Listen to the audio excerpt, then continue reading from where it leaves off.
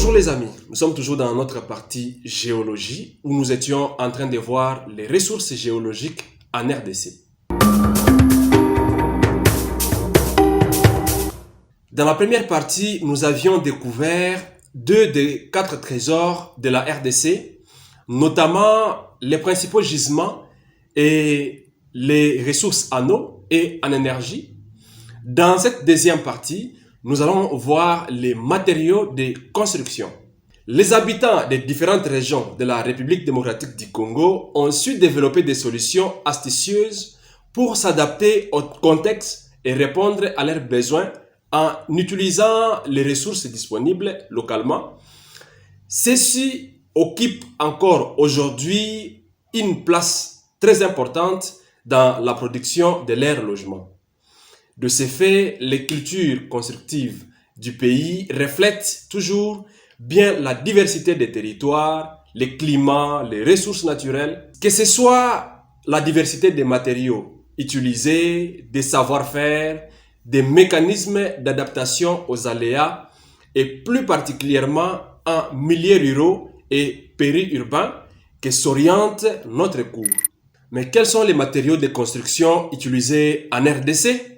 En effet, dans les villes, les constructions en béton armé, en blocs de ciment ou encore en briques cuites sont de plus en plus courantes. Ces évolutions tendent à augmenter la vulnérabilité des habitants. D'une part, ces matériaux sont adoptés sans tenir compte des exigences techniques, ce qui engendre des constructions de très mauvaise qualité. D'autre part, cette révolution brusque provoque un abandon, pour ne pas dire un oubli des savoirs et savoir-faire traditionnels, qui pourtant apportaient des solutions très subtiles et économiques aux contraintes rencontrées. Parlons du bois. Il existe les bois sciés et les bois ronds qui servent souvent comme bois énergie pour la cuisson des briques cuites ou encore utilisés dans la cuisine domestique, mais qui est aujourd'hui très utilisé dans la construction. Le bois est utilisé dans la structure du bâtiment en torchis ou encore en ossature comme bois de remplissage, de feuilles ou paille. Mais il peut aussi être trouvé dans la charpente des toitures pour les poteaux des vérandas ou encore des fenêtres, les volets, ainsi de suite. Pour ce qui est des bambous et roseaux, les bambous et les roseaux sont utilisés dans la construction traditionnelle, notamment pour le clonage et pour la construction des murs en torchis. Ces matériaux sont également utilisés pour les charpentes. Ils ont aussi de nombreux autres usages observés, notamment les barrières ou clôtures, les hangars éphémères, les paillotes, les immobiliers comme le banc, les lits. Le savoir-faire sur ces matériaux ont été observés, notamment dans les assemblages et les ligatures à l'aide des lianes. Les fibres végétales. Les toitures végétales sont très courantes partout en RDC. Les différentes espèces végétales utilisées pour ce type de toiture, dont le confort thermique est reconnu, sont entre autres les rameaux faits de palmiers et la paille servant par exemple à couvrir des maisons. On y trouve également les rotins pour les toitures et les lianes sont utilisées pour attacher ces différents éléments dans la construction. La terre crue. Elle est utilisée pour les murs d'adobe et torchis. C'est aussi le type de sol que l'on trouve dans plus de 4 ménages sur 5. Des enduits en terre protègent beaucoup la façade, notamment dans les maisons en adobe ou en torchis. Pierre et granulat. La pierre est un matériau très utilisé traditionnellement dans les zones où cette ressource est disponible. Par exemple, dans les montagnes à l'est du pays. Dans ces zones, les moellons de pierre volcaniques sont utilisés pour les fondations et les soubassements des bâtiments en terre, c'est-à-dire adobe ou torchis, voire pour l'ensemble des murs. D'autres zones disposent également de pierres, mais elles sont utilisées à moindre échelle du fait de son coût important. Sable et gravier sont nécessaires dans la construction, notamment pour les bétons armés. La production des graviers est assez artisanale. Ce type de gravier n'a souvent pas très bonne qualité par rapport à la résistance, la taille allant jusqu'à 5 cm et avec pas une bonne granulométrie. Il est non recommandable pour les ouvrages en béton armé. En outre, l'extraction du sable se fait très souvent de façon informelle et sans contrôle dans les rivières ou les lacs. La chaux. La chaux locale existe dans notre pays, notamment dans des zones comme le Nord Kivu. Son impact environnemental global est bien inférieur à celui du ciment. En outre, la production des chaux peut être améliorée dans une large mesure grâce à l'utilisation de fours spécifiques et au contrôle de la qualité de l'eau utilisée après son brûlage. Cependant, un développement de l'utilisation de la chaux locale aurait des effets directs sur les ressources en bois local déjà très utilisées.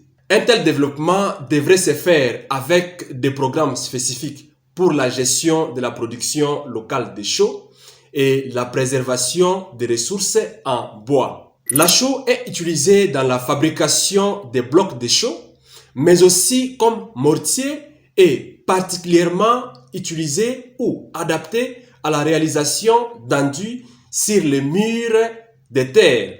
Le ciment.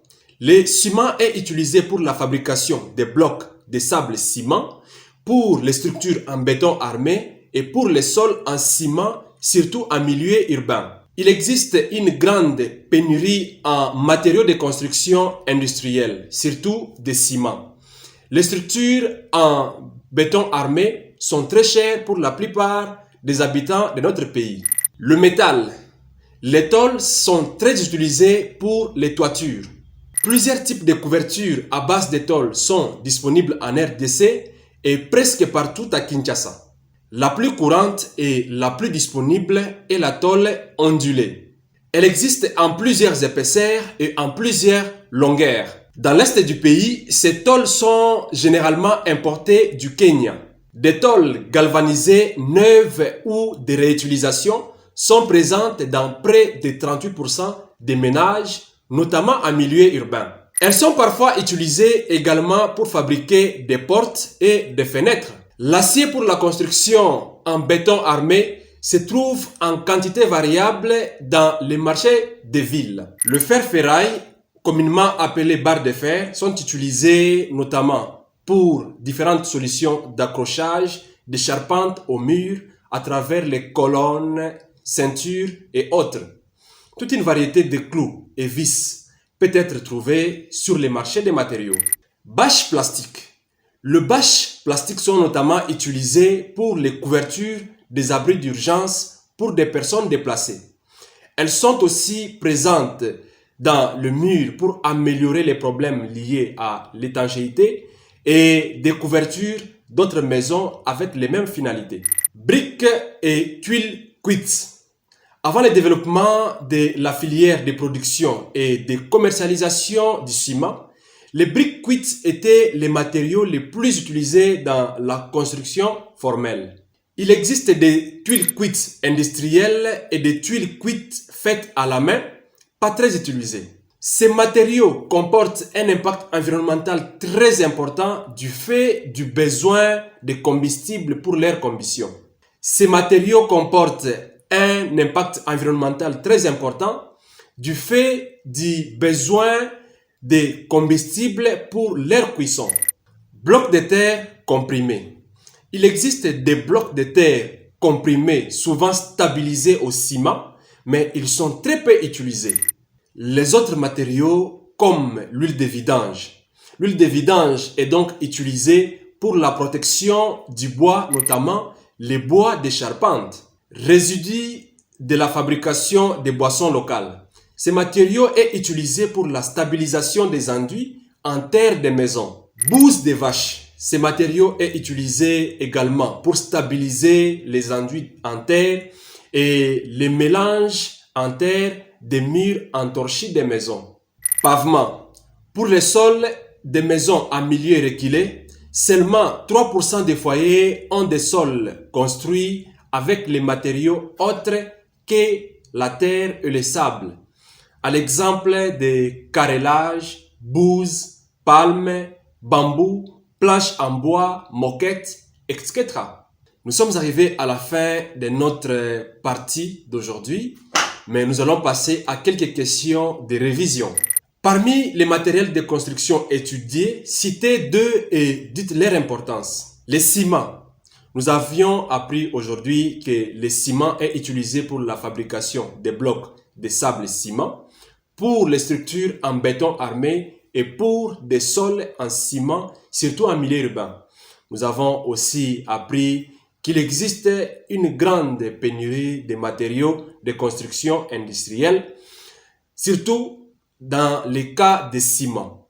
Les structures en béton armé sont très chères pour la plupart d'habitants de notre pays. Bâches plastiques.